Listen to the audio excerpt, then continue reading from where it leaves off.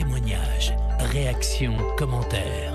C'est la libre antenne BTLV. Esprit malveillant, ovni, apparition fantomatique, prémonition, orbe, ce sont ici quelques-uns des témoignages que nous allons découvrir dans cette nouvelle libre antenne. Alors on va se tourner du côté de Marseille pour retrouver Pascal. Je ne sais pas si Isabelle, on a Patrick on n'a pas Patrick, c'est pas grave. Alors c'est pas, on va faire ça. On va peut-être attendre Patrick. Non. Comment? On n'attend pas Patrick? Il n'y a plus de banco. Toutes les vannes, bien sûr, Voilà, on les ressort. Et là, on les a faites. Pascal Fechner est avec nous. Salut Pascal. Salut Bob, salut à tous. Bon. David, tu m'as piqué la vanne. J'allais dire on n'attend pas Patrick. Ah, zut. Je suis désolé, Pascal. Bon, on est ravis de t'accueillir Pascal sur BTLV. On t'a confié une petite mission. Effectivement, tu as vu la semaine dernière, on t'a envoyé des vidéos. En tout cas, on t'a planté le décor d'une webcam à Marseille qui visiblement capterait des choses. C'est Patrick qui est venu plusieurs fois sur BTLV. Lui, il habite en Vendée. Et effectivement, alors cette fois qu'on s'est connecté, et je dois dire que quand on l'a fait en direct, quand on s'est connecté la semaine dernière, il y avait effectivement une lumière qui est apparue, qui a disparu, et puis deux après. Alors, est-ce que tu as le fin mot de l'histoire? Est-ce que tu as enquêté? Alors, le fin mot de l'histoire, je ne sais pas. En tout cas, j'ai enquêté avec les éléments qui étaient à ma disposition. Alors, effectivement, il s'agit d'une webcam qui est située à Marseille, vers un quartier qu'on appelle la Pointe-Rouge, qui est un quartier, un beau quartier de Marseille, un joli quartier avec les plages. Et en fait, moi, j'ai étudié 3 éléments de cette caméra. Ouais. Le premier élément que j'ai étudié, c'est cette lumière fixe qu'on voit apparaître dès le début de la nuit, en fait. Cette lumière est totalement fixe et ne disparaît qu'aux premières lueurs du jour. Voilà. On a quelques images qui arrivent là, on va pouvoir voir tout cela. Comme ça, c'est vrai qu'effectivement, voilà, là, il y a des lumières dans le ciel. Il y en a 3, oui. Ouais. Alors, en tout cas, moi, je parle de la plus brillante, celle qu'on voit qui est la plus brillante. Concrètement, cette lumière ne bouge absolument pas et elle apparaît plusieurs jours, puisque bien sûr, j'ai regardé la vidéo pendant plusieurs jours. Ça sent la planète. Manifeste sur Internet, tout à fait. Alors, pour la petite histoire, mais Bob l'a dit tout à l'heure, la caméra est actuellement déconnectée. Donc allez savoir si c'est pas les Men in Black qui ont coupé le fil parce qu'on voyait quelque chose. Non, je pense pas que ce soit ça. Non, visiblement Pascal, en fait, après l'émission de BTLV, ils ont jamais autant de connexions parce que tout le monde est allé voir, mais ça devait être 500, 600, 1000 personnes qui sont allées voir et en fait ils étaient affolés, donc ils ont tout coupé. Donc visiblement, c'est le fameux. En tout cas, c'est François qui m'a dit ça. Non, ça a fonctionné une partie de la semaine, puisque moi j'ai pu étudier justement sur 3 jours glissants. La lumière est exactement au même endroit. Alors c'est dommage, on ne voit plus l'image, mais il est tout à fait possible que cette lumière ne soit qu'un reflet sur l'objectif d'un des lampadaires que l'on voit au bord de la route, près de la plage. D'accord. Voilà, si vous voyez tout en bas à droite, vous avez une série de lampadaires, de forts lampadaires. Ouais. Donc il est tout à fait possible que ce soit un reflet d'un de ces lampadaires, ce qu'on appelle un flare en fait, tout simplement. Voilà, alors bien sûr c'est pas une étoile, sinon ça bougerait.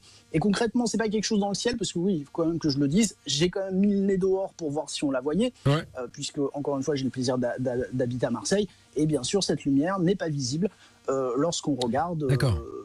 À l'œil nu. Voilà. Donc ce n'est pas une lumière réelle, c'est réellement un flare sur une optique de caméra. D'accord, c'est important quand même de le souligner parce qu'effectivement, c'est trompeur. C'est-à-dire que tu es devant ta webcam, écran, tu regardes ton écran et tu vois ça, tu dis tiens, qu'est-ce qui se passe? Et effectivement, ça bouge pas. Donc, et à l'œil nu, donc tu vois absolument rien, c'est ça? Ah non, il n'y a absolument rien, il y a absolument rien. Alors, d'autre part, j'ai transmis cette conclusion puisqu'on a échangé par Twitter avec l'auditeur. Avec Patrick. Alors, moi, c'est pas Patrick. Alors, Patrick, c'est peut-être un pseudo, donc je vais pas donner le nom que j'ai sur Twitter, c'est peut-être son vrai nom. D'autre part, il me dit, ok, ça je veux bien, mais je vous montre un extrait de caméra où là, vous avez une lumière qui bouge. Enfin, 2 lumières précisément qui bougent, plus faibles et qui bougent. Alors, il faut savoir que Marseille est équipé d'un aéroport, l'aéroport de Marignane. Donc, j'ai fait une recherche, puisqu'on avait l'heure précise et le jour précis. Donc j'ai fait une recherche avec un outil gratuit à la disposition des internautes qui s'appelle Flight Radar 24 et j'ai pu trouver très précisément des correspondances entre 2 avions qui approchaient et les lumières qu'on voyait sur cette vidéo. Donc en tout cas sur les lumières qui m'ont été exposées par l'auditeur, ce sont des avions. D'accord. Et justement, tu voulais, je crois, faire un point sur la méthodologie, peut-être, et pour pas se faire avoir, parce qu'il y a quand même un process qui nous permet, avant d'envisager l'exogène ou l'extraordinaire, il y a quand même des choses qui nous permettent d'avoir des informations. Effectivement. Et juste faire un troisième point, parce que lorsque vous regardez la caméra, vous voyez des choses, parfois des lumières qui arrivent, qui passent très très vite, qui laissent une traînée lumineuse. Et là, c'est très probablement des insectes. Des insectes qui passent, et il suffit d'une vitesse d'obturation, parce que c'est pas des webcams très précises, il y a une vitesse d'obturation qui fait que les insectes qui passent, qui sont très proches de l'objectif, laissent une traînée lumineuse. Donc voilà, moi en tout cas sur les éléments qui m'ont été traits à l'auditeur, je n'ai rien vu d'exogène ou d'exotique ou quoi que ce soit qui puisse affirmer qu'il y a quelque chose d'étrange dans ce qu'a vu cet auditeur. Maintenant, effectivement... Sans compter, Pascal, qu'il y a aussi des satellites. C'est-à-dire qu'on peut se faire aussi... Alors bon, là, pas si bas, hein, parce que là, mais quand on regarde le ciel, on peut se faire voir aussi par l'ISS, par des satellites, par plein de choses. Par Starlink. On a encore reçu un mail il n'y a pas longtemps disant « Oh, j'ai vu plein de lumières les unes après les autres. » Tous les 2 jours, il y a ça dans la presse régionale. Voilà, donc il y a aussi des satellites. Ce que je voulais te proposer, Bob, effectivement, dans le cadre de cette intervention sur la libre antenne, c'est de parler de 3 outils qui sont régulièrement utilisés par le ufologue. Enfin, en tout cas, ils devraient l'être, puisque difficile de crier à l'exogénéité si on n'a pas au moins étudié ces 3 points. Alors, le premier site que nous utilisons régulièrement, c'est Flight Radar 24. Alors, c'est un outil qui permet de suivre la majorité du trafic aérien, puisque les avions sont équipés d'un transpondeur. Voilà, c'est un outil de cette sorte-là. Et ce qui est intéressant, c'est qu'avec Flight Radar 24, vous pouvez même faire un suivi sur les 7 derniers jours. C'est-à-dire que si vous avez observé quelque chose la veille ou l'avant-veille, vous pouvez quand même aller sur le site pour voir si vous avez un avion qui pourrait correspondre à l'observation que vous avez faite. Alors là, je suis désolé, mais parce que là, la version Chrome que vous avez ne fait pas apparaître le trafic aérien. Mais vous pouvez voir beaucoup d'avions. Par contre, attention, puisque les avions militaires, eux, ne sont pas équipés de transpondeurs. Donc, si c'est un avion militaire, vous ne le verrez pas avec cet outil. Et on a les informations en fait, du vol en question. On peut savoir quel vol c'est. C'est un vol en partance d'Espagne, d'Italie, etc. Tout. Son altitude, sa vitesse, enfin vous pouvez avoir vraiment la compagnie aérienne, le nom du pilote. Donc ça c'est Flight Radar 24, hein, c'est ça ? Flight Radar 24, effectivement, et c'est un outil gratuit. En tout cas, si vous voulez remonter sur les 7 derniers jours, vous n'avez pas besoin de prendre l'abonnement. Par exemple, c'est l'outil que j'ai utilisé pour régler le cas de Sao Paulo. Ce fameux objet, tu sais, dont on a parlé, qui a traversé le ciel avec un hélicoptère. Et c'est grâce à Flight Radar 24 que j'ai pu repérer un appareil qui correspondait en tout point à l'observation qui avait été faite. Je parlais des satellites tout à l'heure. Justement, il y a un site pour les satellites aussi, hein, c'est ça ? Alors effectivement, il y a un autre site pour les satellites. Alors là, les satellites, c'est beaucoup plus haut. C'est un site qui s'appelle Heaven Above, qui est un site également gratuit, puisqu'encore une fois, on peut faire de l'ufologie pour pas trop cher.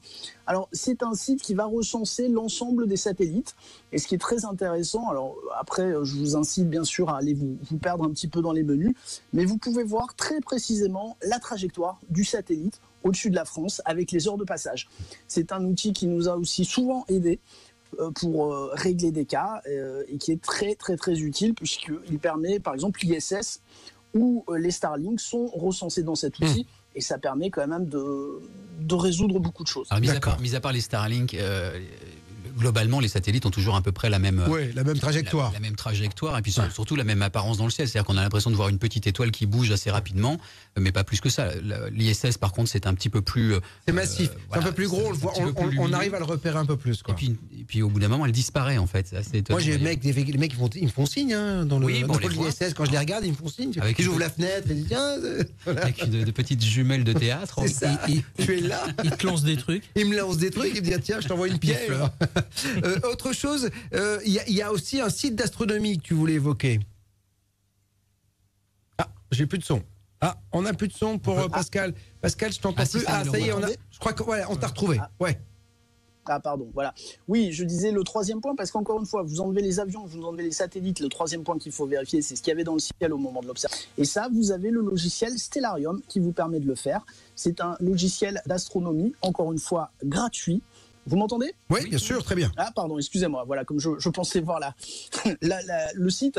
Un logiciel d'astronomie qui s'appelle Stellarium, qui est extrêmement précis, puis en plus qui est très joli et qui vous permet là encore de revenir en arrière, c'est-à-dire de pouvoir vérifier ce qu'il y avait dans le ciel à une heure précise sur une période très longue. Vous pouvez même remonter à plusieurs années. Donc voilà, alors ce sont des outils pédagogiques qui sont faits, qui sont ludiques.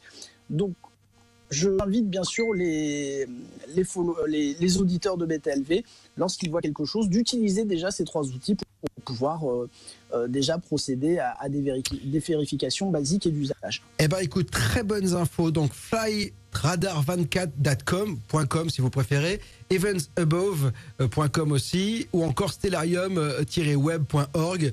3 outils qui vous permettront peut-être bien d'avoir des informations. C'est balance-ta-lanterne-thaïlandaise.com.